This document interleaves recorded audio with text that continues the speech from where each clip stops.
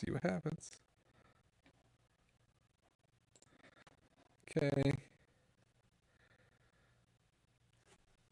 We are live.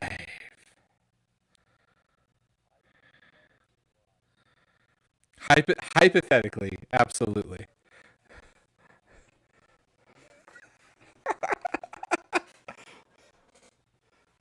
It's a thing.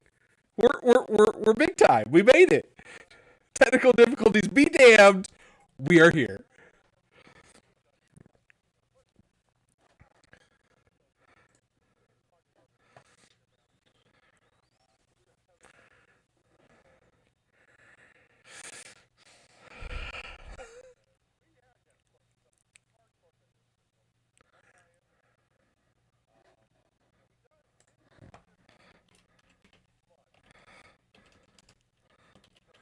Yeah.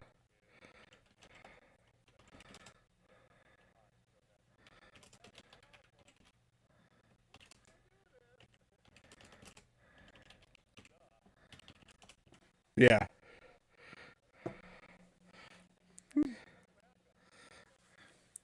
I mean, what's the fun in having a backup, you know? But hey, we're live. We're here.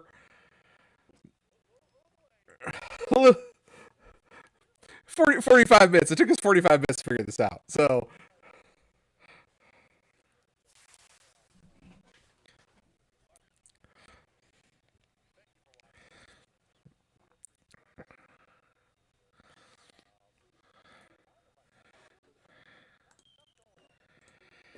yeah.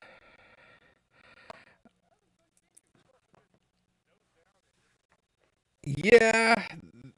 This week's been a little crazy. This week's a little crazy. Not bad though. I finally tagged Megan's car, so I had to pay for the sales tax and all that stuff. So that was exciting.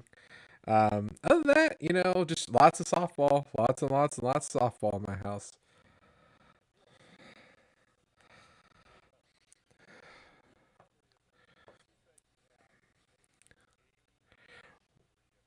One weekend free till August, June 10th. June 10th. June 10th.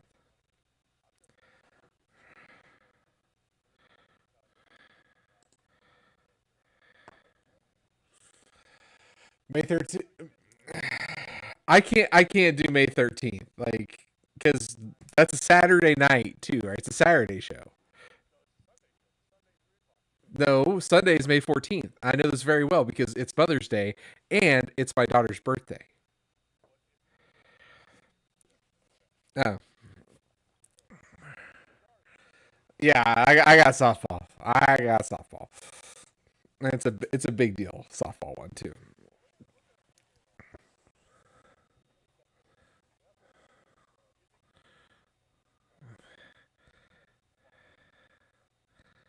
Oh yeah, yeah, yeah, you're right. You're right. You're right.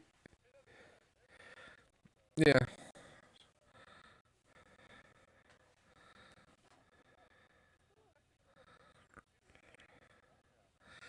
Yeah, yeah. One of the very first things that comes to mind is the official ending of AEW Dark and Dark Elevation. We knew Dark Elevation was going last week, but we got the word this week that Dark is no more because of the brand new show on TBS, TNT, True TV, whatever, on one of the Time Warner places. The new Collision show, which will have CM Punk, and they're gonna brand it up just to keep CM Punk so they can get the ratings, which I ain't mad at them for until they can figure it out. Yeah, yeah, yeah. So yeah. So how do you feel about that? It does and it doesn't. It does for the fact that I don't know if I'm gonna be able to watch everything on Saturdays because obviously I have a busy life, and I'm gonna miss out on some good people, right? FTR is the first one that comes to mind that I will probably miss out on. Yeah, but the good thing is you do get CM Punk and you do get the ratings that he does bring. He is a draw, and it gives them the opportunity to develop that olive branch to print that money.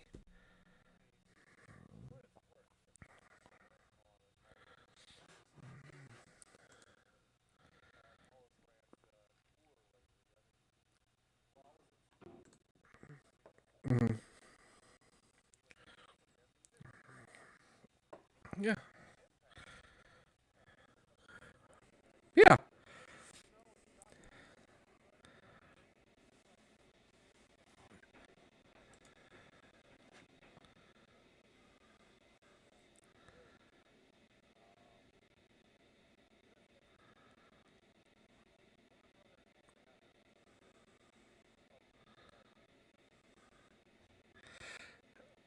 You know, if it makes him happy and he gets the HBO Max deal, yeah, do it.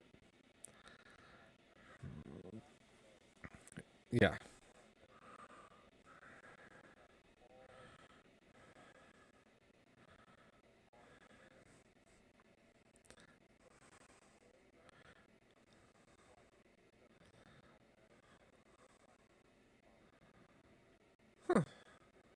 Yeah, that makes sense.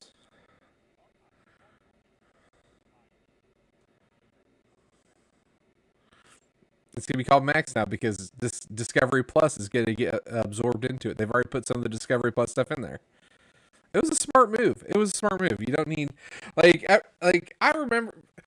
So you remember when it got announced that they were gonna start doing this? Like everybody's gonna be able to charge for whatever they want on the internet, and everybody just lost their ever loving mind. And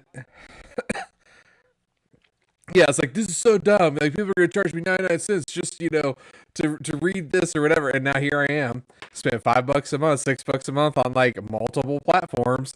Like the thing I said I'd never do. Here I am, just doing it, just living it.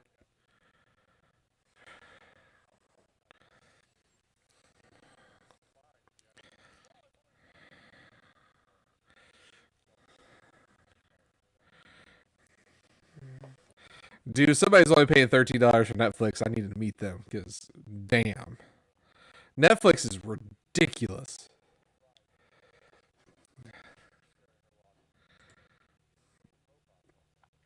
Oh, nice.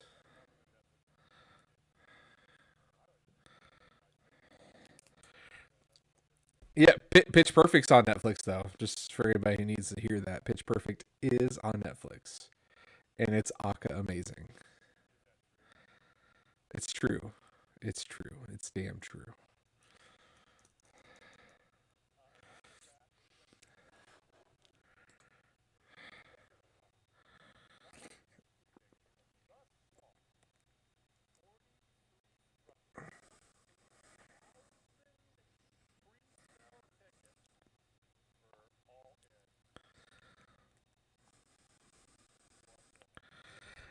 Hey, they're going on a T Swift train, man. They're trying to get that pre-sale money. Yeah, no, that's quite impressive. Yeah, quite impressive.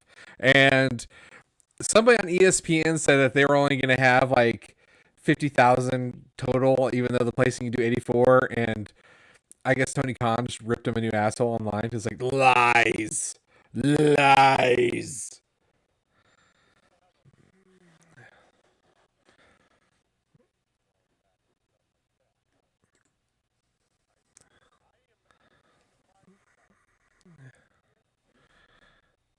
Yeah, I bet they'll get. I wouldn't be surprised if the seven number, especially if they have the right card. If they have the right card, they'll get the monies.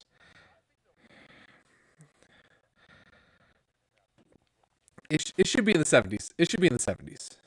I think 70s. I would like to see 70s.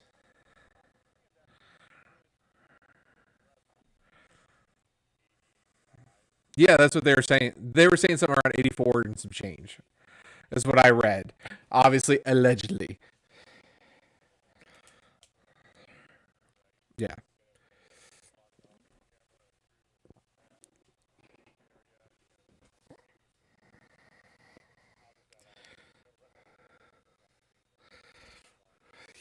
Yeah.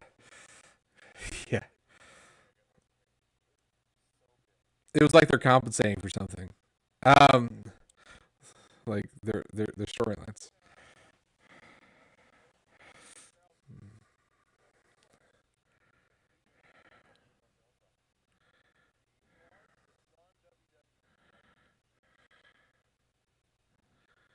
Ever.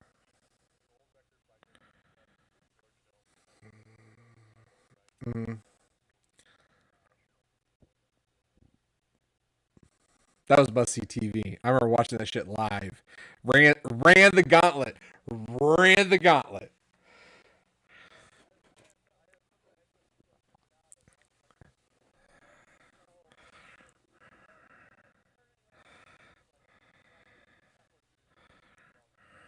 Yeah, no, I was a big WCW mark at that time, and yeah, no, Goldberg was the man back then, and he hasn't evolved.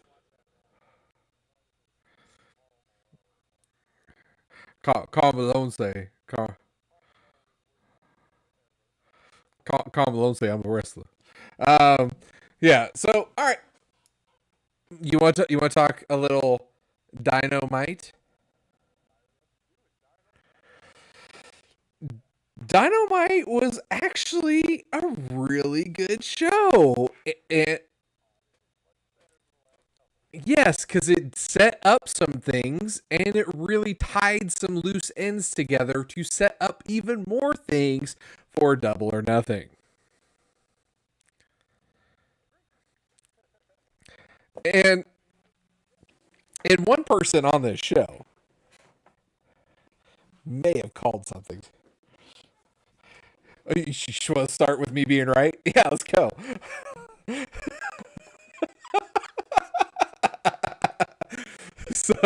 So a few weeks ago, Jamie was really hot to trot. Yes, I'm going to talk about myself in third person at this moment. About Shida coming out, saying she was aligning with somebody, and doing the double cross. At first, I was she's gonna align with the goods and go with the bad, but then yeah, then I made the flip. Then I made like, hey, no, she's gonna make the flip because the bad girls are the ones who ignored her, everything like that. It makes a lot more sense for her just to do the flip. So she did the flip, and she came running out, and the fact that she ran in the shoes that she had on was quite impressive. Yeah, and Homegirl was sprinting like it was quite impressive. Yeah. So literally, she comes out during this match. I don't even care about the match. Yeah,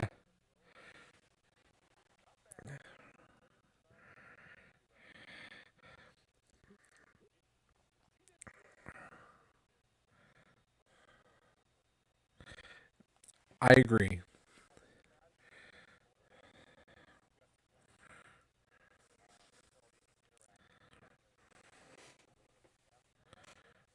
Yeah.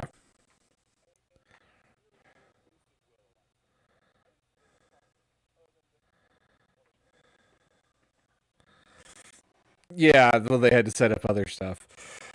But yeah, so Saraya gets the dub using her good night finisher, which I like that because of her last name. And I thought at first I was like, good night. It's like, is that play on Willow Nightingale? But no, because Willow has a night move as well.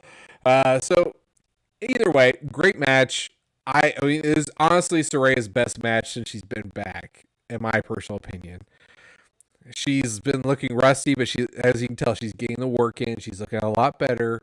Very happy that we're seeing the page of old, if you will. After Shida comes out because they start attacking Willow, the Outcast do, or the E girls, if you will.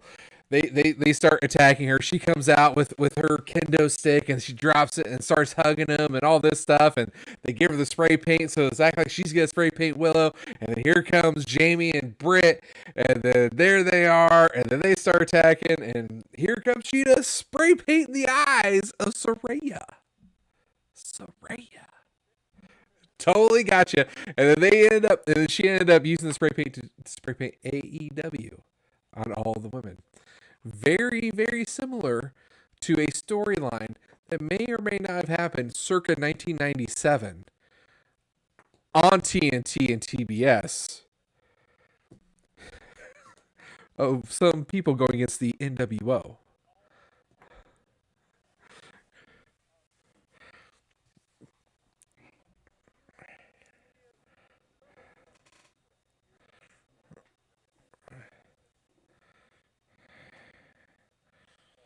I was. I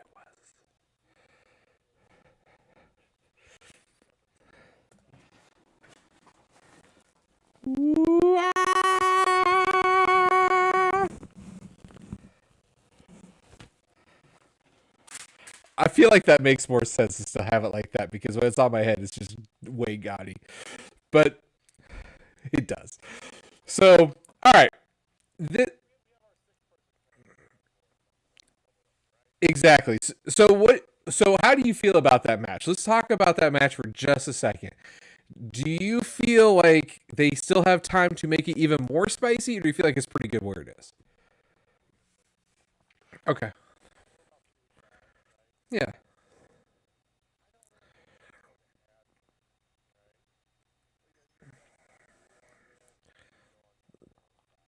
Yeah.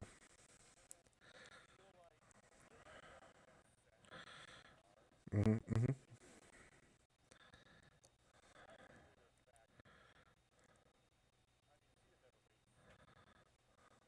Yeah.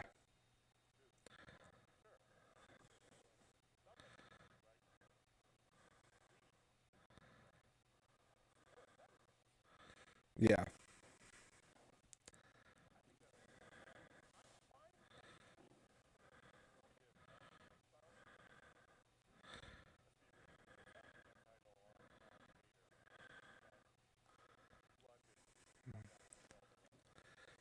Oh, absolutely. And I feel like the play is for Taya Valkyrie to take the belt off of Jade at Double or Nothing.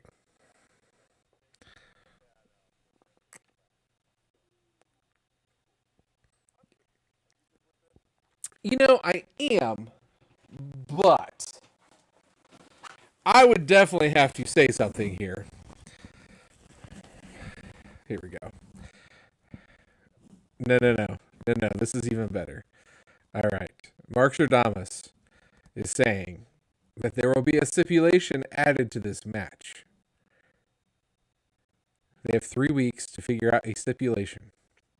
It will not be anything like tax or anything like that. Maybe false count anywhere. Maybe tornado. Maybe it will be. I don't think it'll be hardcore. I don't think it'll be anything like that. I think that they are going to do a kendo stick on a pole match.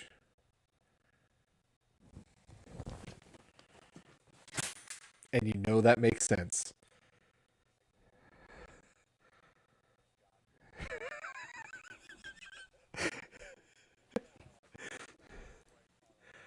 I know that's why I did. No, I seriously think yeah. No, seriously, I do think there will have some kind of stipulation added between then and now.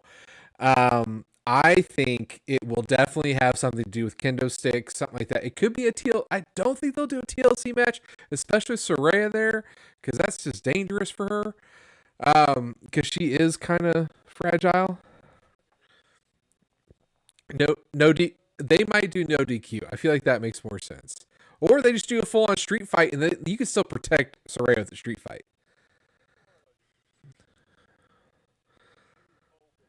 Yeah, because everybody else could take the big bumps, and then she's just laying out in the corner, just dead, because somebody hit her in the head with like a trash can lid. You know, like the least impactful thing possible that could hit her head. Yes.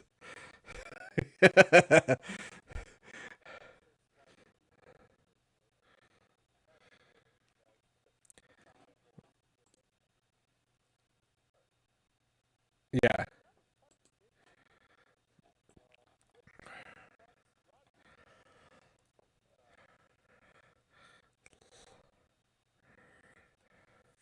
You mean the match of the night?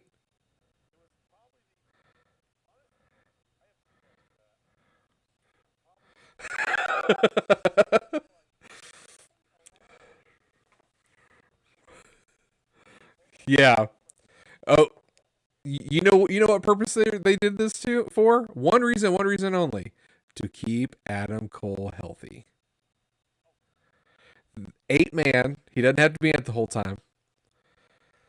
But my God, this match was great. And then everybody talking about Chris Jericho's shirt with Britt Baker's black eye. Oh my goodness. Yeah, yeah.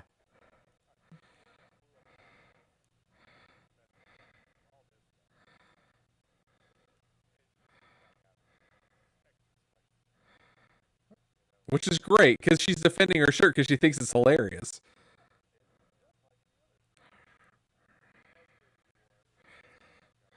Uh, it's Jericho. Ooh, Roddy looked 100% like Roddy. Like NXT Roddy, a part of Undisputed Era. Roddy, look like that's what I got right there, and then honestly, I love me some Bandito. I like so hot take. I love Bandito way much more than I love Commander. I think Commander is 100% a spot monkey, and Bandito actually puts together good matches. That's the difference. That's fair, but like when it takes you 30 seconds because you're flipping around on the damn ropes just so you can do an arm drag, come on now.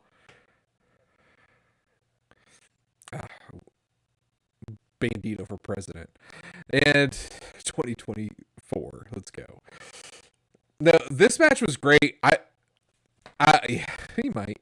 He might not be old enough. But no, this match though, I loved Orange Cassidy and Daniel Garcia together in a ring. There was nothing in this match I disliked. Actually, I can't think of anything. Good pacing too.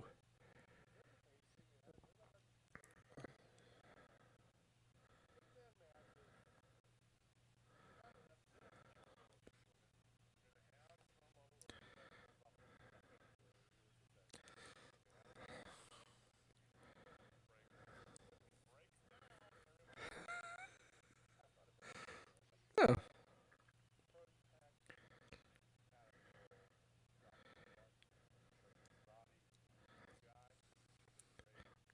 he looked like a diamond.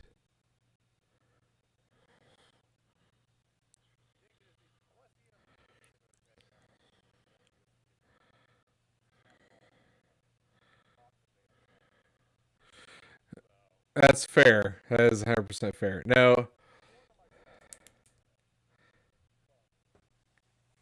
it's up there. It's up there. It's a pretty solid ass move, but I know I'm a submission nerd. Like if I ever have my own promotion, we will have a submission belt. The only way to win that belt is via submission. Don't care what it is, but you have to make your opponent tap out. A little tap tap taparoo. All right, so Adam Cole, Roger Strong, Orange Cassidy, and Bandito get the win after Cassidy. They die. Cassidy and Bandito dive through the ropes. Got a couple of the guys, and then Cole hits Parker with the boom in order to get the win. After Roddy hit him with a I don't remember what it was called. Yeah, it was awesome.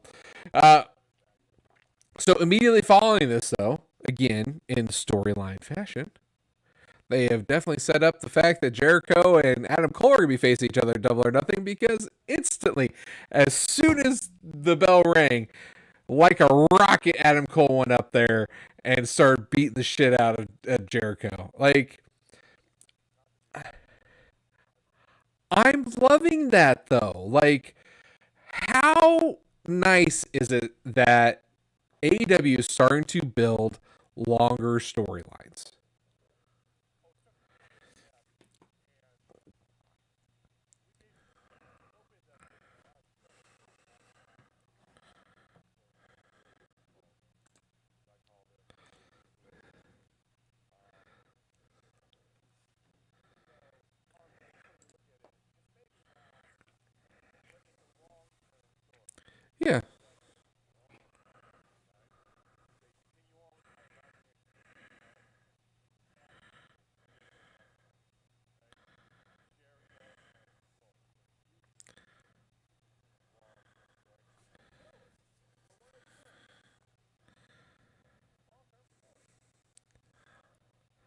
I'm I'm low key enjoying the storyline.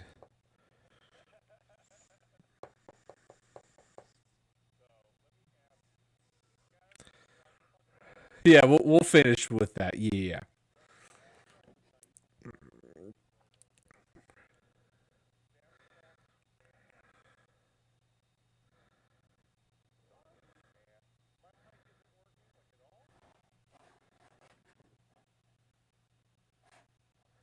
Did we just get somebody saying your mic's not working?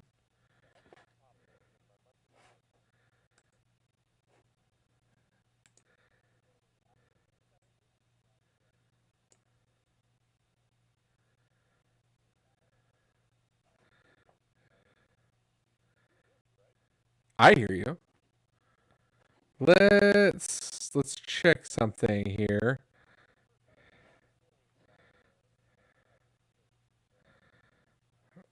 Let's check. Oh yeah, but my desktop audio is not because I have the input. Do I need to have a desktop audio too?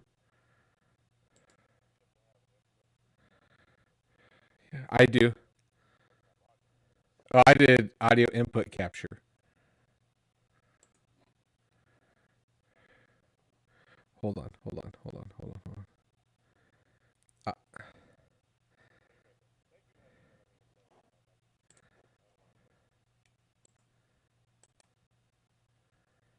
let's edit. Oh, that's right.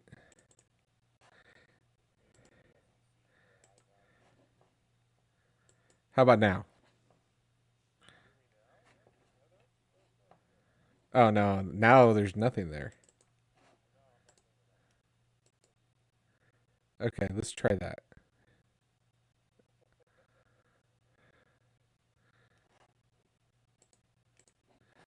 Let's see. Yes.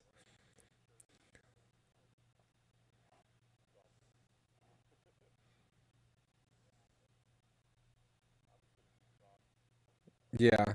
And I think I'm cracking. Like my mic is cracking too.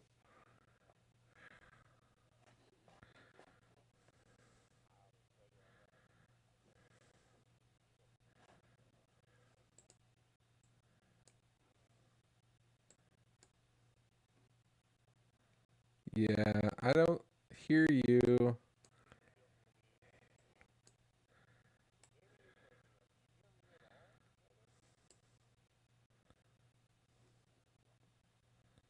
Let's see. I'm only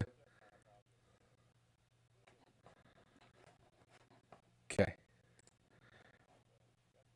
Plus, I do.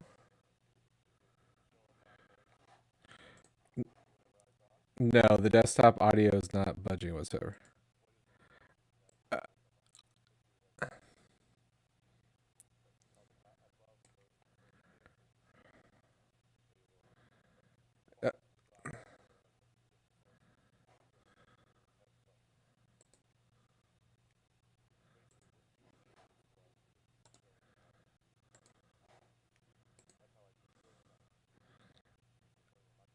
okay, there we go.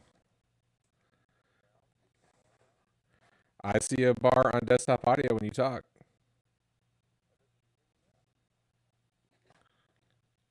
Let's see. Man, that sucks. It's like the one that I had.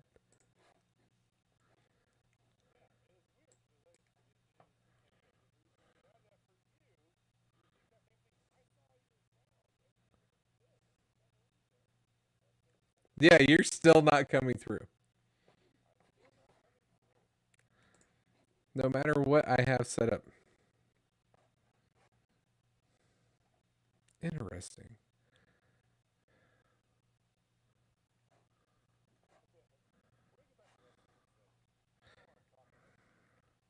I know. We'll get back to it. Damn it. Ah!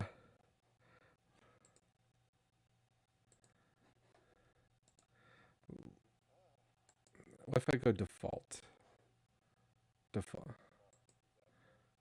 I mean, it's moving back and forth.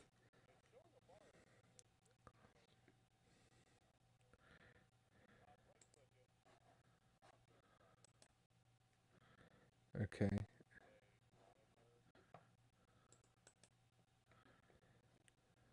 Advanced properties. Property. Well, I just have properties.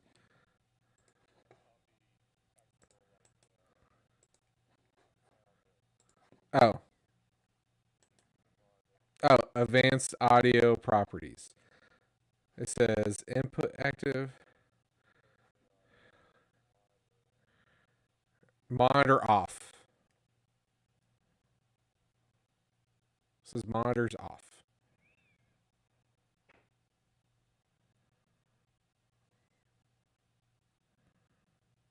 Dude, yeah, and I'm like crackly. And my internet's good now.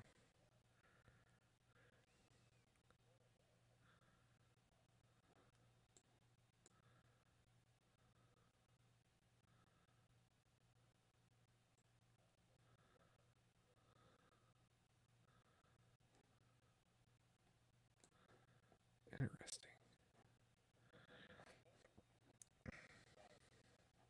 This is a fun show. What about this? What?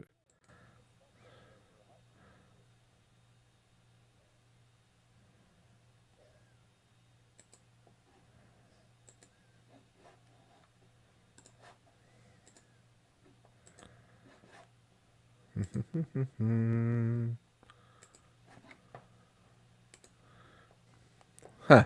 I'm trying this.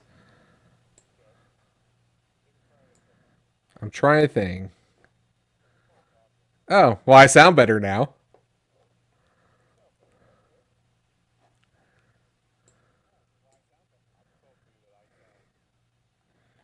Dude, why is it not getting you at all, though?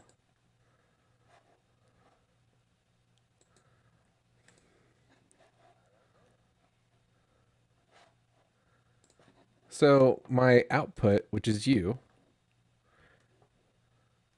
does it matter that it's before my input?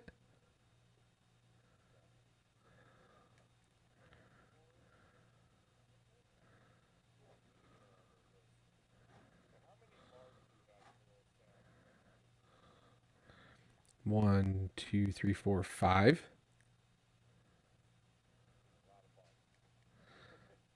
Yeah, because I have my mic, aux, audio output capture, audio input capture, desktop audio. So four. The audio output capture. Okay. That has been muted. Yep. And I see green lines. Yeah. I see lines.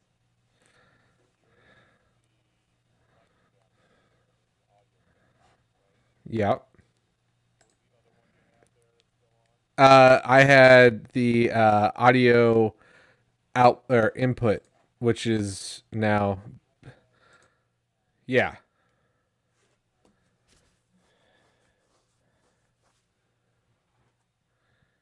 yeah, yes, you are.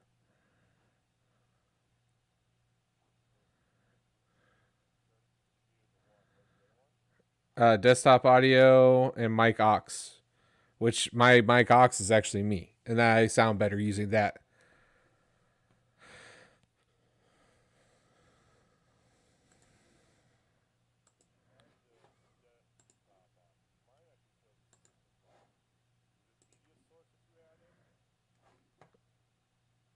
I just did, it only gave me speakers and stuff. That's all it did.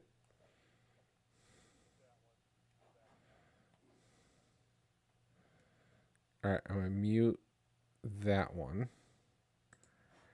Add a new audio output media source. Okay. Browse local file loop.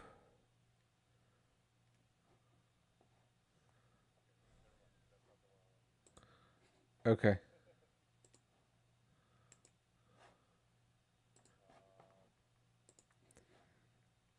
Let's see.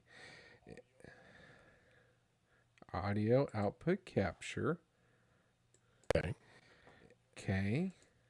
And then I usually use Dell USB audio. It works no problem. And then Okay, we need to somehow get the system volume. USB audio works no problem. And then Okay, we need to somehow get the system. So I just heard you. Okay, we need to somehow get the system. So Heather, do you hear me now? Is that muted still? Okay. That source.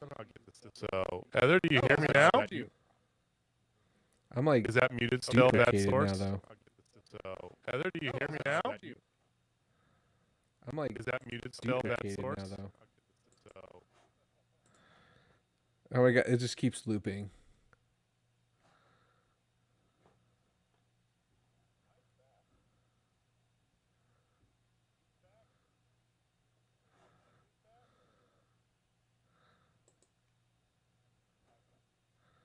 Not anymore. I got it. I got it. I got it. I got it. I got it. I got it. More. You got it? I got it. I got it. All right. I got it. I got it. This shit ain't easy, man. I'm telling you. I got it. I got it. I got it. All right. I got it. I got it. This shit ain't easy, man. I'm telling you. I got it. I got it.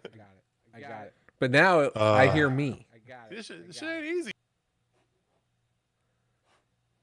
All right. Heather, are we good now? Heather, do you hear us both? Or are we looping? Who's back? Yeah, hopefully it's you. She keeps saying he's back. Here, why don't you pull it up and you listen to it? I have the video right here. Yeah. You should be listening to it right now because obviously when I do it, it just loops. We're both there. We're both there. Okay, so we're good now? We're good now. I don't know where we were. Hi, welcome to Spotfest. Tonight is the technical this is why computers suck night. Yeah, computers suck. Fuck. Okay. All right. Shit. Apologies. we're coming back at you here. Thank you, Heather, for letting us know that because we were just chucked along until the end here and been like, meh, you know? Yeah. I think we left it off. You were asking a question about. We're talking about Adam Cole and all that. Jericho thing. Good with that. I am good with that. Yeah, we started talking about the pillars. And you were right because we were talking getting about, into. Yeah, we're gonna talk about the main event later, but they had like the little promos scattered throughout the night. Sammy and MJF, great, fantastic, love it. I don't know. It's like you can't get better without practice. I'm talking about Jungle Boy here, and Darby's trying to be not so emo moody behind the scenes. I mean, we'll talk about the match later. But what were you thinking as is going on here? You said you're starting to turn around on this whole storyline in general. Yeah, they're doing a good job of making it enjoyable. So, with that being said, the whole MJF and Sammy Guevara thing, sorry, I gotta say it just like him. That's wearing on me because it's just, but then it got really good in the match. And I'm very excited about the possibilities, like, because I actually see a possibility out of this that I'm going to talk about here later. But I still believe they should not allow Jungle Boy, Jack Perry, JP, to be able to speak. He needs to have somebody talk for him because, my God, I just want to do the best. We got this.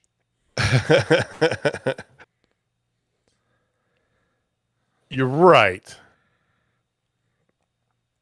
But if he's supposed to be a face of the company, you have to give him the chance to try. Right? If he's one of these pillars, you can't just be a silent pillar forever. He's not the Undertaker. He's not that type of character. You gotta learn somewhere. And, the shoot that came from Darby about him being in because he's a part of the LA connection or the California connection. Right.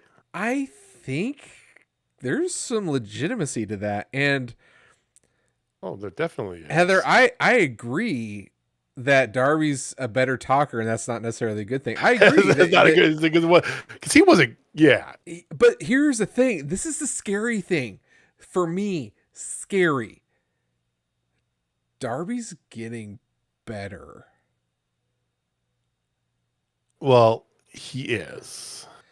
Like, I feel like he is evolving to Heather's point. Like, Heather hit the nail on the head where I'm going. His character is changing. And you even said that too with like he's being less emo, right? We're all starting to see this evolution of him. Is he becoming a Ivysaur? Is he becoming a Charmander from a Charmeleon? Or Charmeleon. Oh, okay. You're from a talking Charmander? Pokemon. I had no idea what the fuck you were talking about the first. You start getting I do not do Pokemon, and I'm like, okay. Ivysaur. What is this?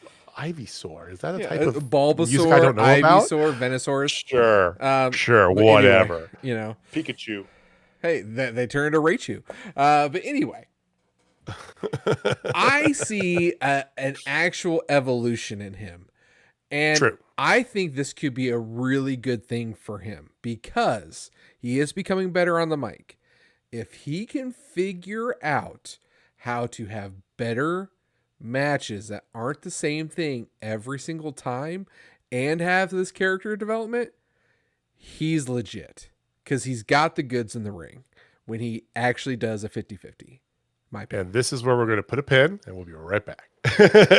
Stay tuned. I want to pick up on this thought when we get back here in a little bit. Yes. House of Black. So trios was kind of like the theme of your middle part of the show. The Trace Day Mile, which, by the way, happy Bull Club Day. Happy BCC 10 Day. years ago today, boom, Bull Club was founded. And I didn't want my BC shoes. We'll talk more about that at the end of the show. But so they had in the middle there, they had this Trace Day Mayo Trios Battle Royal. Not for a number one contendership, technically. Mm-hmm. Before the Battle Royal happened, you had a House of Black video promo, which you know how we love us some House of Black promos over here. So Malachi and all them, they talked about how the titles are tainted because of, just shooting on everybody in the locker room, which is great and everything. And then they talk about an open house. Basically, any three people can challenge for those titles at any time. Here are the rules. 20-second count out. You go outside, you're going to get punished for it. No rope breaks. That's a Jamie rule if I've ever heard one in my life. Yes. And a Malachi rule. Let's be real. Yes. No rope breaks. DQs are enforced, which is odd. And then dealer's choice. Like, the opponents make a rule of some sort because the house is fair or whatever. I love it. I love it, though. I think it's cool. I'm like, all right. So any challenge that the House of Black is going to be doing as trio champion is going to go under those rules. I think that this is a way to keep these rules with these belts moving forward. I feel like it makes a lot of sense. I like with the idea. I love it. I love the idea. I think this is a hell of an idea. I think that people dogged on them about all the titles and stuff, but I think they're doing stuff with them. The change over to the international title, right? And while I complained about, a little bit too much Orange Cassidy retaining matches every single week, it's been good. The trios titles, give them a different set, right? I dig it. And then there was a Battle Royal. There was. And for all those at home, could probably pick who was going to win this thing because it was kind of obvious. Mile away. So kind of. Yeah, okay, that's fair. So you had the varsity athletes, You had the Lucha Bros and El Hijo del Vikingo, which, thank you. They're getting another shot on Friday, thank God, to do an actual trios match, because that's what you want to see. Yes. QTV, whatever. Dark Order, Butcher and the Blade with Kip Sabian. And then you had the Acclaimed. And Daddy Ass. And Mr. Daddy Ass. So, and I actually just kind of listed them how they got eliminated, ladies and gentlemen. So the first ones to go were the Varsity Athletes by El Hilo del Vikingo. And then the Lucha Bros and Vikingo got eliminated by Powerhouse Hobbs. Then QTV got eliminated by the Acclaimed. The Dark Order got eliminated by Butcher and the Blade. That sucks. I really wanted that to happen. And then Butcher and the Blade and Kip Sabian got eliminated by Billy Gunn and the Acclaimed. Yep. There you go. So setting up for a trios match. But can I ask you a question? What? Do you feel like the sizzle on the Acclaimed is starting to go out a little bit? Yes. I feel like it's gone out a little bit. I feel like that was inevitable to some extent. Mm-hmm. Okay. Mm-hmm. Let's flash back in time. 1998. Good. Magical 98 one more time here. Let's go across the other side of the TV spectrum here. And you had the DX. Okay. Around 98, 99 is when you had the version with the New Age Outlaws for the first time. Right. Yep. So version 2, technically, a lot of people think it's the original potato, right? Okay. It's not.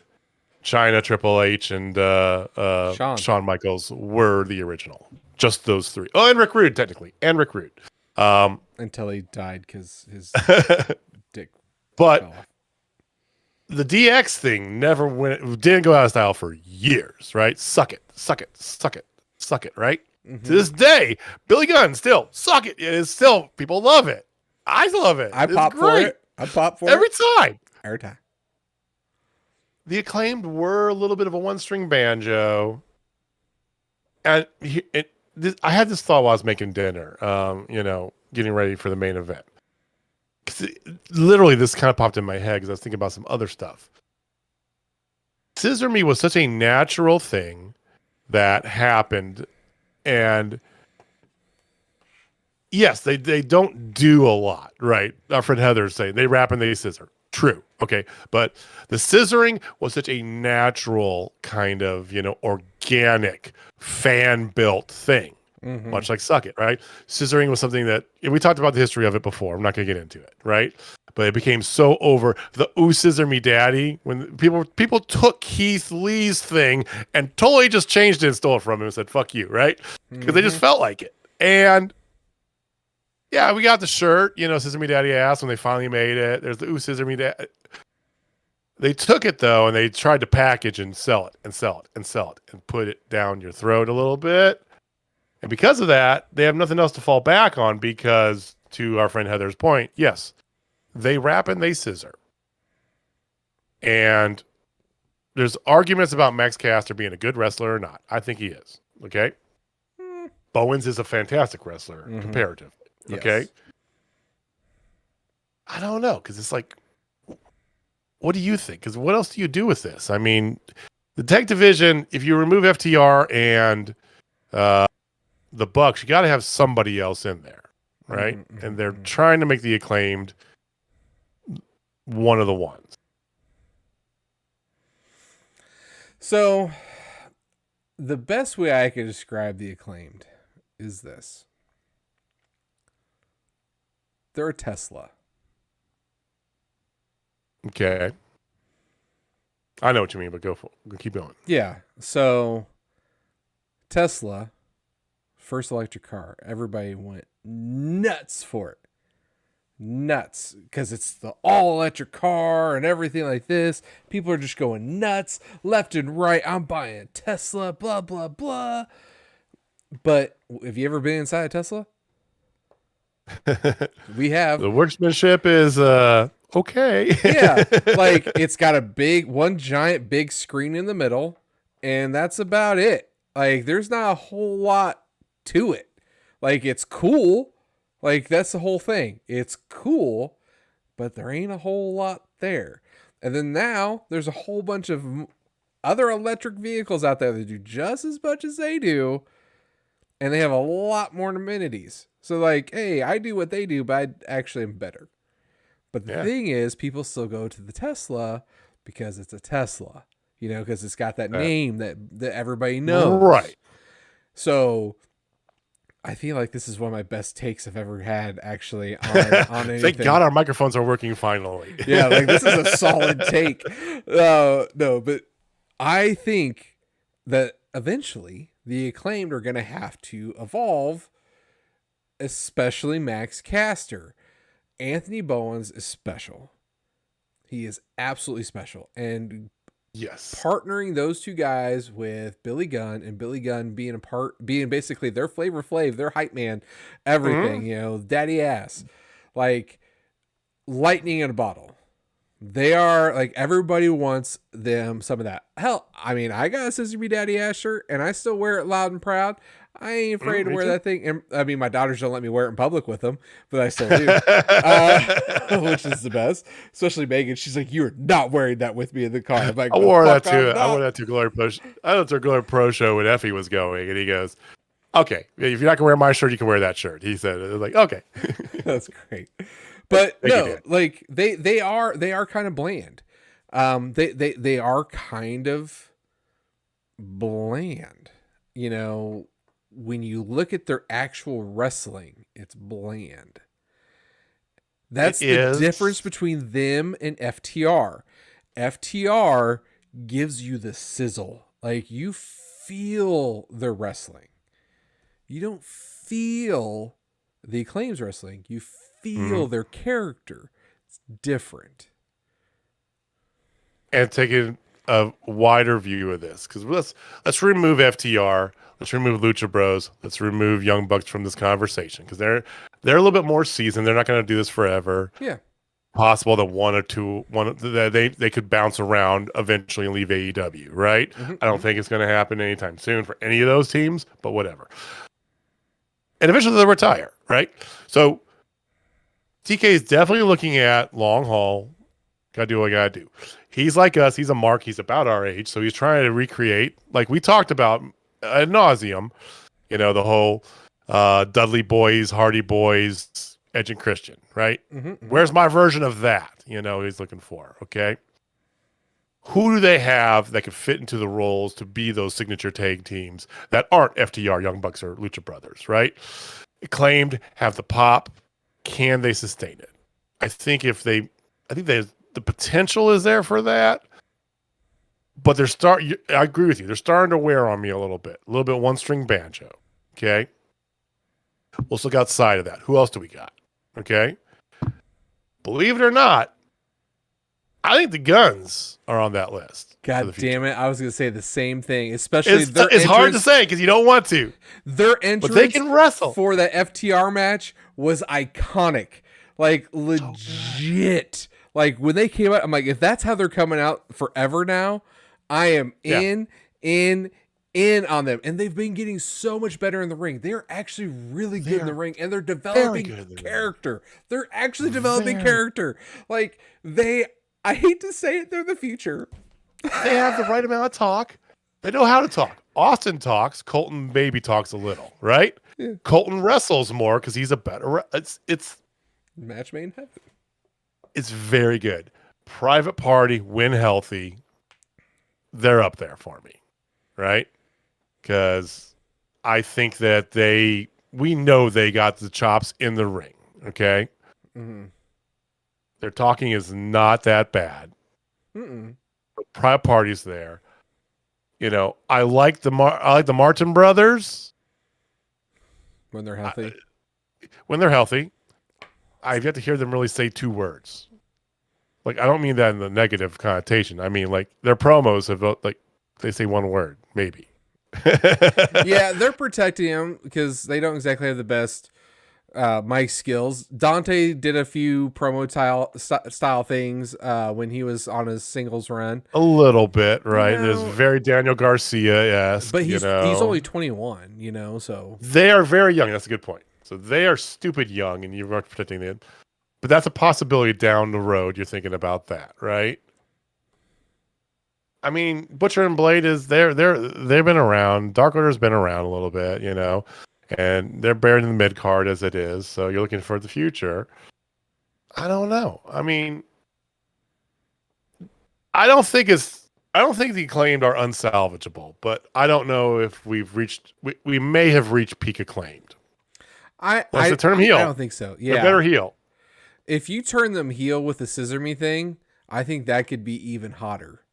So to your point, obviously, you know me, I always want everybody to be heel. You want to be heel, but they're better. Everybody's heel. You know, no. I think Max suffers the most being face because he's not a face in real life. No, like, yeah, I feel like they have a little bit more. I feel like getting into a feud with the House of Black would be really good for both of them. You know, because I love the House of Black and I feel like they're over. You also have another over team in the Acclaim like that. Like, you are gonna like rock the house no matter what that match is. Yeah. You know, but the problem is with that match in particular, you have a team of 3 amazing wrestlers going up against a team with 1 really good wrestler, 1 old wrestler, and a guy who can rap.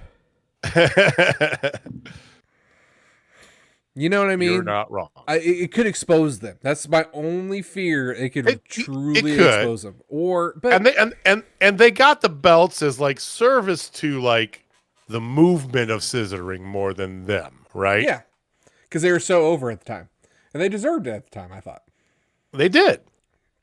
I still don't think they deserved to beat FTR a few weeks back, but you know, no, they did not. I digress. Well, let's move on. So their next opponent's more than likely Jeff Jarrett and Jay Lethal because that's still a team.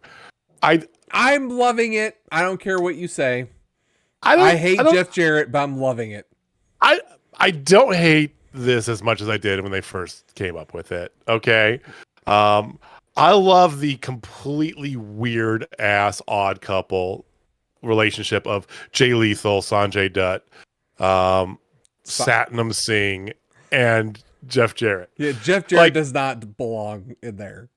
None of them belong together, really. Even Jay and Sanjay. Jay and Sanjay are best friends. They've been that way forever, but their characters have always been polar opposites in every light, right? You know, even when they're both heel or both face, they're still like completely different, right? It's like a chili dump. You ever heard of chili dump? Is it when you have a lot of chili and you take a fiery chili dump was a big thing. Like, I think my parents said, okay, there's a thing back when my parents lived. I think it was it said it was either in Wisconsin or they lived in Barrington, which is out by Chicago. But chili dump is in essence a function that like a church or something has. Everybody brings like, you know, your little pot of chili that you made at your house, right? And you go in and there's a giant pot they have in the kitchen. Everybody dumps their chili together. You might have some that's spicy, some that's mild, some that's got beans, no beans, whatever, right? Different meats, all stuff. You put together and you're like, that can't be good. And inevitably, it's always fantastic because you get a little bit of everything just percolating together. That's what this feels like. It just feels like these 4 guys, it's starting to come to me. I'm with you. I'm like, okay. I almost feel like the wooing of Mark Briscoe into their faction is too perfect, even though he should not be allowed to do any talking promos ever again. I love Mark to death, but he's so bad. Even in the video recorded promo, it's like, oh my God, don't let him talk. Just let him.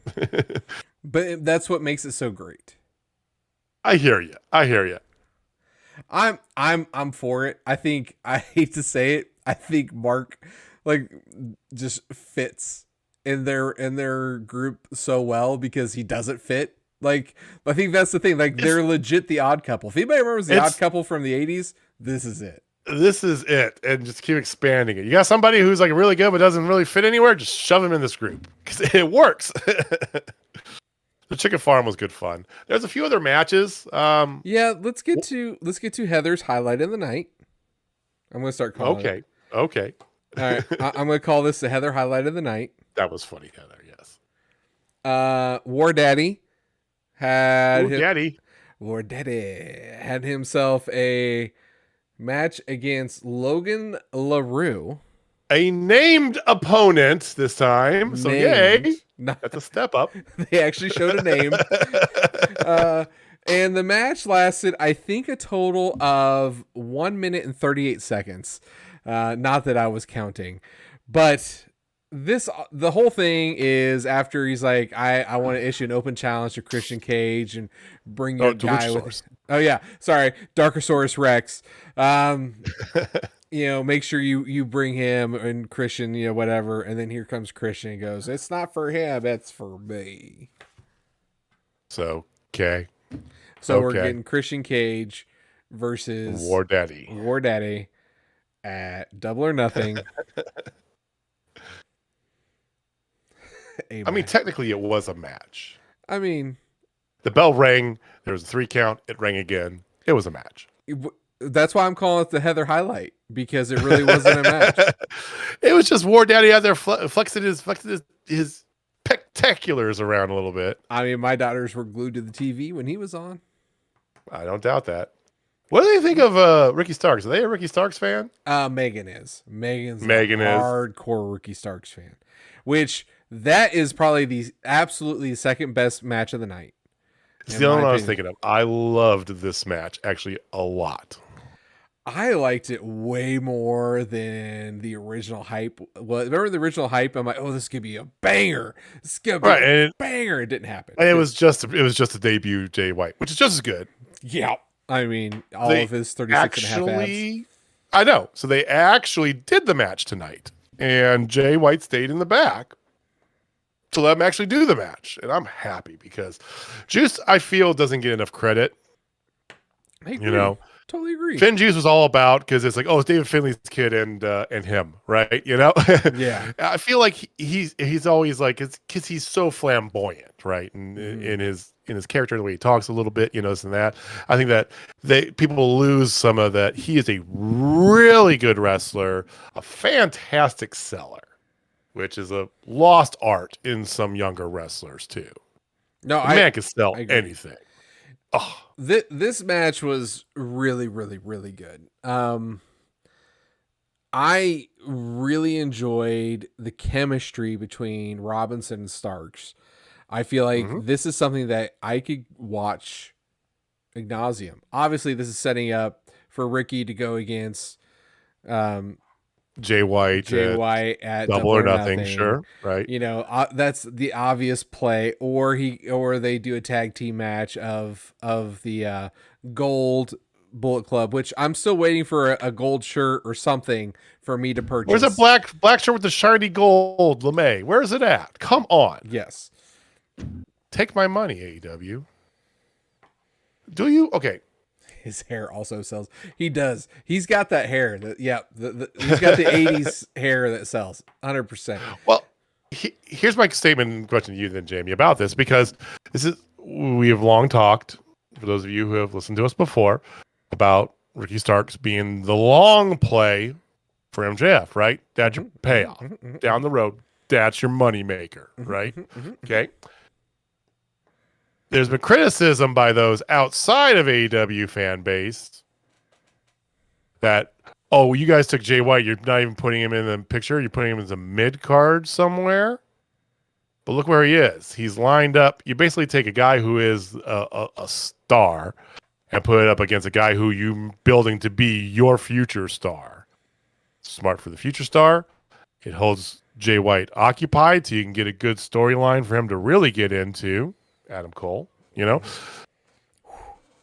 Yes. Do you agree? Do you like kind of the pairing of this in a broader stance? Yeah. When I look at this match of Ricky Starks versus Jay White, the very first thing I look at in my mind, who can stand to lose this match and who can't. Okay. I feel like Ricky can stand to lose this match because he's still over with the fans, everything like that. Mm-hmm. And we all know they shelled out a lot of money for Jay White. And I don't feel like his debut match at a pay-per-view under the AEW umbrella is going to be, well, he was on the roster. Okay, yeah. On the roster. I don't feel like they're going to let him take the L, especially because he was just recently IWGP champion. I feel Go ahead. I feel like Starks is going to lose here, and I feel like Jay White is going to win with all of his 36.5 abs. I'm going to trademark that. But I think then you can instantly throw him into Adam Cole next, which would make a lot of sense. Because you're in time for Forbidden Door 2. Yeah. That's almost like a perfect. Or actually right after this, they can start building up Forbidden Door and give me the gold BC Bullet Club Gold versus I don't know, the Gorillas of Destiny. Just spitballing here. Give me some of that, and then for All In, you could set them up to Jay White, Adam Cole. That would be fantastic at Wembley. Oh my God. It gives Cole a little bit more time too, you know. Mm-hmm.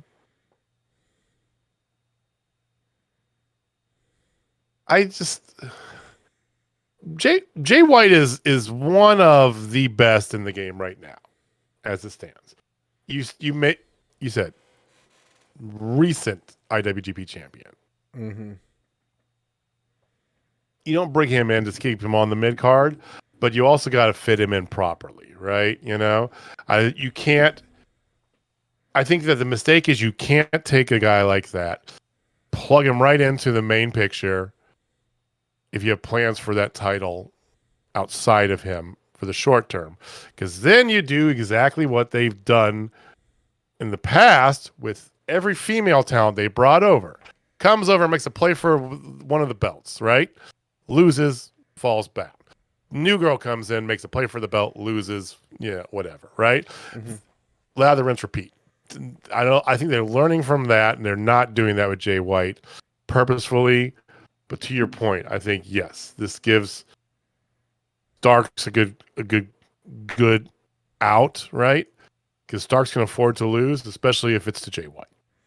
Yeah, then you could instantly move Starks into a feud with Orange Cassidy. Because I want Orange Cassidy to have a damn storyline. Just a story. A story. There's something going on with this whole Bandito thing. I don't know what it is, but I'm loving it. I'll take it. Bandito's wearing sunglasses for some reason. I mean, okay. All right, main event time. No, hold on. Let's put a bow on this. Ricky Starks actually gets the clean win, so that was kind of nice. And then he gets attacked by Jay White. And again, this is why we're talking about that.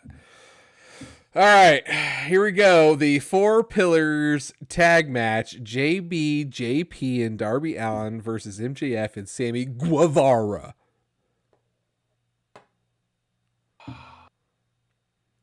It was excellent. It was a good match. The match was very good. Match is really good. We knew it would be. Our complaint has never been about any of these guys in the ring other than Darby. Speaking of which, we left this off a little bit ago talking about Darby Allin improving upon his character, somehow working on improving that. And you said, correct me if I'm mistaken here, Jamie, but now if he could just improve in the ring. Yes, more storytelling, less taking a beating. I feel like with this arc that we're going with, we haven't seen a typical Darby match. Not even tonight. Not since he's been doing this four pillar thing. They've been more 70-30, 60-40, and tonight 30-70. I mean, we know that he's done this before with MJF, with Sammy as well, right? And it's not necessarily, I don't think necessarily anymore just about opponent specific, but if you're going to make him a main story guy, right? You can't have him just get the shit beat out of him for 90% of the match and then bang, bang, bang, win. Yeah. Can't do that. I think they know that. And we've both said at times in the past, he has the chops to be able to do it. I think they're proving it. And I love them for it. Totally agree. I think this really helps him. I think Jack Perry's going to be the one left in the dust after all this is done, personally. Yeah. Because the split of Sammy and MJF during the match. Who saw that coming? Oh my God. Well, I did. I knew it was coming to an extent, but the way that it was done and the way it was constructed was beautiful for the fact that Sammy Guevara is going to turn face.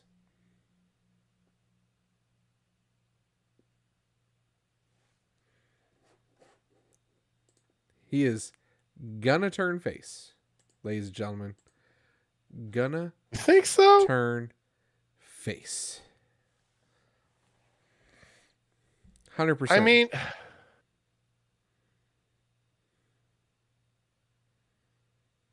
he was a face before, and the people loved him. And the only reason people started hating him is because him and Ty became an on-screen couple, and they made out every second of every single day that they were on TV together. okay. For what it's worth, he was engaged to a different woman when he was a face before. Okay. That relationship ended very quickly thereafter. His relationship with Ty started, and people were like, Yeah. Even though they, whatever it is, though, unfortunately, I don't buy it. Here's why I don't buy it. They are elbows, they are knee, waist deep. They are deep in this. It's not even a work, right? Mm-hmm. They're fucking married. They're in it. It is Sammy and Tay. If they're going to make him face, she has to go face with him. That's fine. She was much better as a face. She was. She also was much better with them not being associated. Well, story-wise. Yeah, and they don't need to be. And so was Sammy. And that's the problem. What will you do? He's going to ignore the fact that his wife is over there doing something completely different than what he is? I mean, Becky Lynch and Seth Rollins do it all the time. I know, but they didn't. Montez Ford, Bianca Belair. I could keep going. Okay, all right. Well, you're pulling the Fed stuff, but they have those both very well established, and the crossover they had with them being together was not nearly as in depth as this. This is very much a, Karen Angle, Karen Jarrett, Kurt Angle, Jeff Jarrett thing, Karen Jarrett can never do anything in wrestling that doesn't involve Jeff Jarrett. Impossible. Yeah, so see, even Heather sees it. He's turning face, man. I think they're going to go. I can see him try to do that, yes, but I don't think it'll take. I 100% think it's going to take. I don't mind Sammy as much as other people do. People loathe Sammy and have loved him for a while. I haven't. It never bothered me, He just irritated me because of the high school, literally, like Heather said, the high school couple that everybody despised. Like, it just drove me nuts. I could have cared less. That never really got to me. But did you hear the pop when he hit back at MJF though? He did. Was that because it was him or because it was MJF getting hit? It's the rub, dude. Like this smells of Rub City. Hey, the best way for me to turn face is to align myself with the biggest heel in the company, and then him and I have a falling out, and then I end up being on my own down the lonely road I've only ever known, and turn face. All right, so they turn him face. We cut Jack out of this equation after Double or Nothing, right? So, fine wrestler. He needs more polish, right? Cut him out, okay? Yep. I'm assuming, oh, by the way, Jack and Darby did win. If in case you guys did, if everybody listening hasn't watched, they did win. Surprise! It's a 4-way pillars match at Double or Nothing. Wait, who didn't saw they that announce coming? that on Wednesday? If they win, it's a 4-way pillars match. Like you already named it. Like nobody asked that, and you brought it up. Like, oh, I'm not gonna do a 4-way match. Who said anything about 4-way match? What are you talking? So okay. First question for you, and then I'll go back to my kind of statement here. Do you buy anybody beating MJF for this title at Double or Nothing? Oh hell no. Me hell neither. No. So afterwards, you cut out Jack from this equation. Okay, if you want to keep this, if you want to keep this stuff going on for a little bit, because I'm with you. This is their future. If technically, this is supposed to be their future, right? The pillars, right? You turn Sammy face. Okay. Darby's that weird tweener. Cool. I actually dig that. Give him a little bit darker edge. He's had that with the Jack Perry things that he's been doing. He's been a little bit more heely with Jack than he has been since he's been with the company. And then MJF is MJF. Is that what you see then going forward in like the long haul? They don't have to keep it going like immediately after, but if they were to make this a long arc, continuous kind of going back and forth. Is that how you would go about it? Or do you think there's something else in play? No, it's tough because they have Forbidden Door 2 right around the corner. Right. So it's like, they're going to take a step out of the storylines. Yeah. Do you pause the storylines and then you go hot and heavy? Because if they do that, then Darby's the dude. Even if they turn Sammy face? Yeah. So I think Sammy can hold up. Sammy's a better talker than Darby, complaints about Sammy, he can talk, right? Mm-hmm. He just never really, other than his first TNT title, he's never really held on his own before. Yeah. That's fair. I would really, really enjoy seeing MJF and Sonata go at it though at Forbidden Door 2. I was wondering what I saw you were off there. I was like, he's looking something up here, Japanese. I bet you. Absolutely, I'm already booking Forbidden Door 2. You are pre-booking that. Well, we're still 3 weeks out from Double or Nothing, so we will come back now. Friday, we don't usually get too deep into Rampage, but Friday is the first official AEW deletion match. Yes. I loved it. The firm deletion. And I don't know. I saw the promo on Twitter that he did talking to Senior Benjamin about getting the fire and all the chairs and the everything. It should be fun. So this is to be our 4th deletion. So there was the final deletion, which was a masterpiece. If you have not watched the original final deletion, pause this video, go to a new tab. If you're listening, open up YouTube, Google it, watch it 20 times. It's amazing. Yeah, Tag Team Apocalypto afterwards with Brother Nero. And you had the WWE version. The what was that called? It was the Bray Wyatt one. It was just the deletion. No, that was something deletion. I don't remember what it was. I do too. I think Stokely will be gold in this too. Stokely's gonna be fantastic. Hook's gonna be in this as well too on the plus side. So that's how Hook handles. We'll see dilapidated boats. There's going to be a Lake of Reincarnation. We're going to hopefully they go all out with this. So we shall see. Do you think Mark Quinn will come out of the Lake of Reincarnation? I hope so. He's got to be close to coming back, right? I would think so. I mean, his injury was like serious, but it was like that's been a while. So yeah, he's been out for a hot minute. Hopefully, even if he just makes an appearance, I just want to see Mark Quinn. Samesies. All right, so before we end tonight, first of all, those of you listening to us on replay, Ultimate deletion. Yeah, ultimate deletion. Ultimate deletion. There it was. Okay, I knew it was a something deletion. Okay, this is the firm deletion. For those who's on replay, may the 4th be with you. Happy Star Wars Day. Indeed. But right now, it is still Bullet Club Day. May the 3rd, 2013. Bad Luck Fale, Carl Anderson. I'm losing a name here. And who is now Finn Balor. Yeah. Prince Devitt. Prince Devitt, yes. Devitt, yep.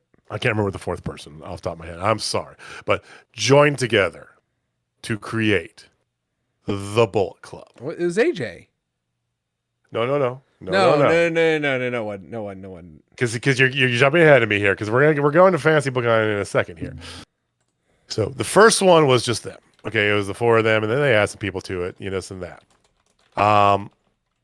So there's basically 4 iterations of the Bullet Club, more or less. There's lots of overlap there, we know. So the first one was the Prince Devitt was Finn Balor's Bullet Club, right? Because I'm basing off the leader. The next version was after Devitt left was AJ in the Bullet Club. You had young bucks there, right? You had, it's kind of in between time. Jeff Jarrett was a part of the Bullet Club for a little bit during that reign. It was a little bit. Then after he got phased out, you had the Elite Bullet Club. Kenny Omega, Young Bucks, Hanger, Cody, right? And then post AEW, you really had like the Jay White, the most until recently modern Bullet Club variant, right? There's been fragments and sections here and there and all that stuff, but those are the kind of the 4 main eras, if you would. Thank you, Heather. The 4 main eras of the Bullet Club. Eras. So the Devitt era, the AJ era, the Cleaner era, and the Switchblade era, right? Mm-hmm. Of those 4, which one was your favorite? Cleaner era. By far. That's very... It's on point for me. Very on point. Mine's actually the AJ era. Which is on point for you, too. It is. It fits me. Oh, in the original... There's a lot of overlap between those 2 eras, by the way. Yeah, so the original members, Bad Luck, Fale, you had Prince Devitt, you had Doc Gallows, Carl Anderson, and you had Tama Tonga. God, how would I fuck that up? Do you know he's not a part of the Bullet Club now? No, he got Jay. Yeah, they parted ways a while ago. Yeah, well, he didn't know that he was out. Remember that whole storyline? It was great. But yeah, Tama Tonga and Tonga Leoa are not a part of the Bullet Club anymore, but they are still the Guerrillas of Destiny. Right. Well, and Jay White technically isn't because they beat him out, right? They beat him out. That's why he's not doing the 2 sweets. He's doing the gun. Yeah, Hikuleo beat him out, and but you got El Phantasmos with him now. I think it's actually David Finlay is taking like a bigger leadership role with them since he joined them. Yeah. I don't know if I would call Finlay like the leader of them. Dude, they're like... So I'm looking at they're big now. There's a lot. Actually, no, their list of actual members right now is low. Well, they've had a lot of splits, like I said. Yeah, so like they have Bad Luck. Bad Luck's still there. Bad Luck's not going anywhere until he retires. Yeah. Chase Owens, David Finlay, Dick Togo, Evil, Ghetto, Gaido, Kenta, Sho, Taji Ishimori, Tokyo Latina Peter, and then Yujiro Takahashi. It's a lot more Japanese Bullet Club, which is interesting because there's the U.S. members. You have Ace Austin, Chris Bay, and Clark Connors. I didn't know Clark Connors. Right, because they're Yeah, because I forget. I don't know. I don't know why, but Clark Connors is fantastic too. But yeah, and then of course Ace Austin and Chris Bay, who are in Impact. Impact is kind of in the main Bullet Club scope.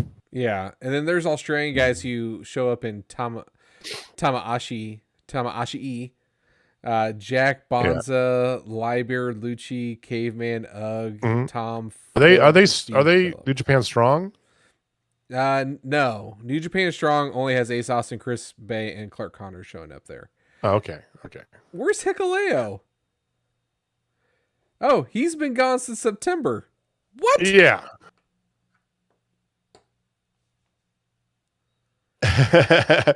It's hard to keep tabs on all this stuff. They This actually is the show most El Phantasmo as a former member too, as of That's April interesting. 8th. Dude, Wikipedia. This is all Wikipedia for the record. Well, that's a good point. In April, it's just a month ago. Dude, El Phantasmo shows up at Double or Nothing, joins Bull Club Gold. I will lose my shit. Jizz in my Oh. pants. But No, by far for me though is 100% the cleaner era, because obviously in the cleaner era you had the greatest wrestling match that's ever happened on the face of this planet 80,000 stars, yes. and counting still. Um, you had arguably the best group of people there. You had Adam Page, Adam Cole, the Bucks, Cody. You had them all. Like you had the biggest. Like that's when the Guerrillas of Destiny got huge. Like it was by Right. far, in a way, the best ensemble cast of wrestlers working together ever, in my opinion. And it was really the foundation for AEW.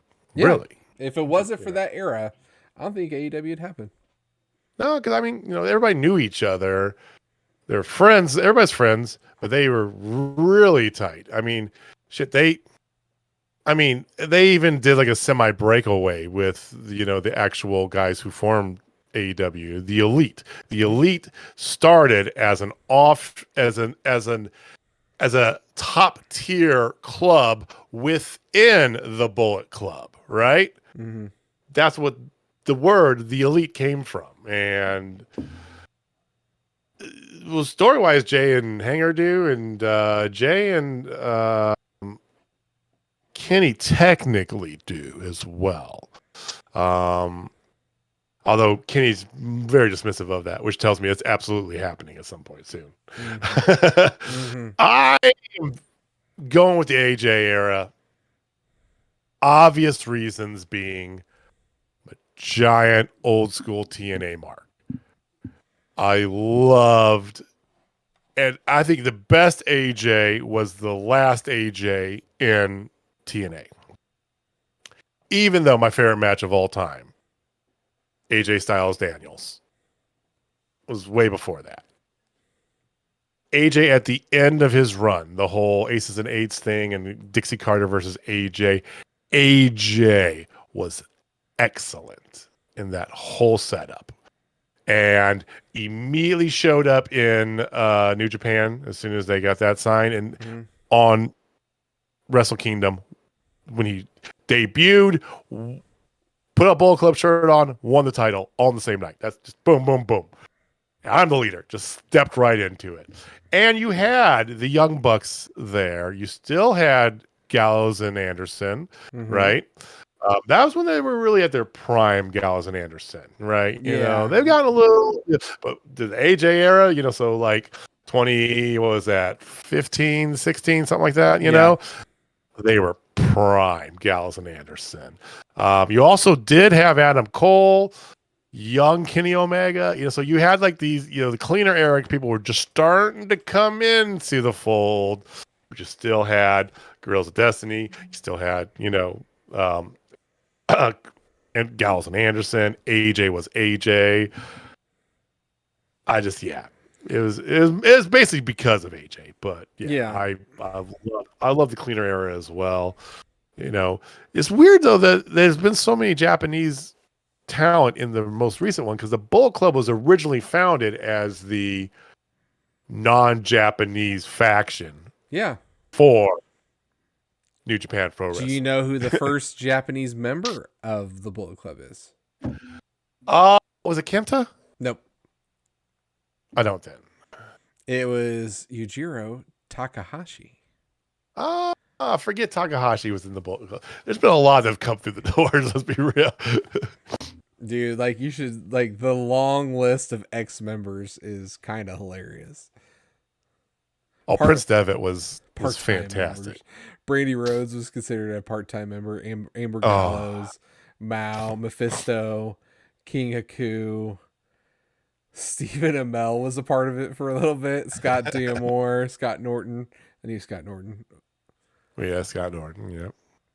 Oh, that's cool. They even have timelines like who's been there the longest. Yeah, Tama was there forever and then just recently left. But yeah, like, dude, I forgot Robbie Eagles was in it for a hot minute. Yep. Jesus, Marty Scurll. Well, he kind of. Jeff Jarrett was in there for 6 months. Not even 6 months. Jado. It was basically during his tour in Japan. He's a Bullet Club member. That's when he hopped in. Bone Soldier. There's lots of talk. You know, it's the ripoff of NWO. Is it influenced by NWO? Absolutely. Well, ripoff? I don't think so. I think it's just different. Go ahead. I actually have some history on that because yeah. Hey, Jamie's Let's go Wikipedia. What you got? No, actually, this is me knowing something. Whoa! Right? Whoa! So back in the day when WCW was running strong, they had NWO East. They actually had an NWO faction over in Japan. And some of the NWO members would show up from time to time and everything like that. Well, obviously, when that ended, you know, they still had the concept and people knew the black and white over there. And roughly about 10 years later, they're like, here we go. Little history for you. Bullet Club. Well, happy Bullet Club Day to you, Jamie, and to everybody listening out there. Leave us a comment down below, by the way. Yeah, leave us a comment, give us a tweet at Total Spotfest. Let me know if you guys... first of all, let me know if you're Bullet Club fans, because I know there are some people out there who hate Bullet Club, right? But if you are, what's your era? What's your favorite era? You know, let us know. Yes, and if you don't like the Bullet Club, clearly you're not too sweet. Well, too sweet. Thank you guys for watching, joining with us this week here. Despite our issues, we will get them resolved. Like I said, this is long overdue. We've needed to set up a backup on Jamie's computer so that if there is something that happens to one of us, the other person can go. And anyway, forced to tonight. I'll get my stuff fixed next week. But we will definitely make sure to get things more polished out. But we do appreciate, give us your time. Thank you for watching. Thank you for listening. We will be back next week, roughly the same time, same place, as we get the build up for Double or Nothing. Like I said, we're just under 3 weeks right now. Mm-hmm. So next week's going to be a lot of setup, and then you're going to have like real hard push there as the last 2 weeks. Next week is all big push, but we're going to spend most of our time talking about Moxley Omega cage match. I mean, next week there, it's not really. It's just about the blood. So I'm getting less confident in my prediction about blood and guts, being that we have a steel cage match next week. I feel good about my kendo stick on a pole match. Thank you for watching. Thank you for listening one more time here. We truly do appreciate it. If you are checking us out for the first time, hi, welcome. Feel free to subscribe. It's free. Click the thumbs up button while you're down there. Likes help us out quite a bit. And we will be back next week. Jamie, take us home, man. All right, ladies and gentlemen, if you're not down Total Spotfest, I have 5 words for you.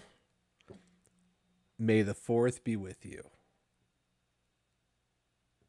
All right, guys. Thanks for watching. Peace.